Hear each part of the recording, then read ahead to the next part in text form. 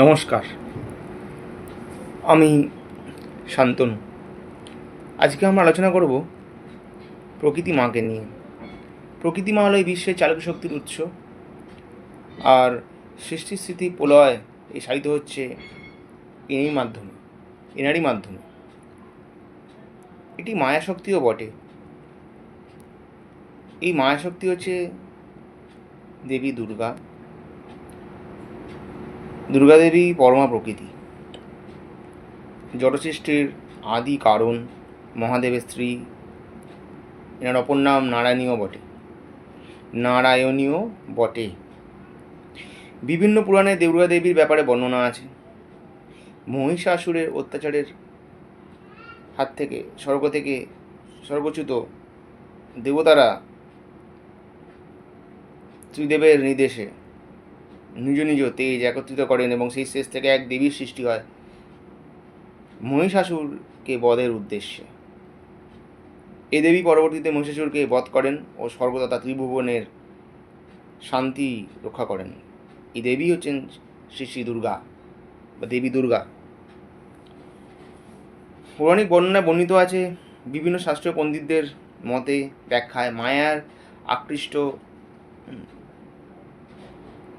জীবকে দেবী দুর্গা মহামায়া রূপে ভোগেন্দ্রীয় কর্মেন্দ্রিয়র মাধ্যমে এই মায়িক জগতে মায়া চক্রের আবদ্ধ করে রাখেন।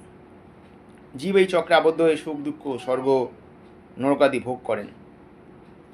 শ্রী দুর্গার পুজো করলে বা সাধনা করলে জীব তার প্রকৃতি অনুসারে তথা ইচ্ছানুসারে বর লাভ করে।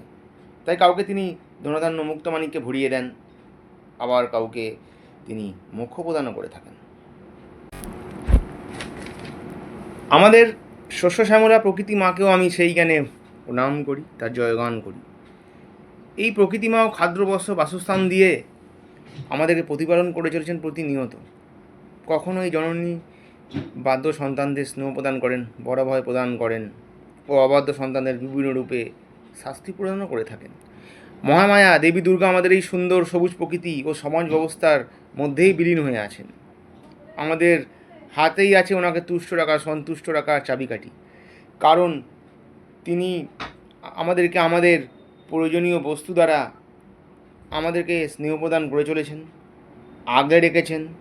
আমাদেরও উচিত আশেপাশের সবাইকে ভালোবেসে ভালো রেখে সবাইকে একসাথে নিয়ে ওনার আশীর্বাদ গ্রহণ করা, কেননা আমরা প্রত্যেকেই ওনার সন্তান। যেহেতু আমরা মানুষ জাতি একে অপরের প্রতি সদাই নির্ভরশীল, আর এই নির্ভরশীলতাই প্রকৃতির স্বরূপ। নমস্কার।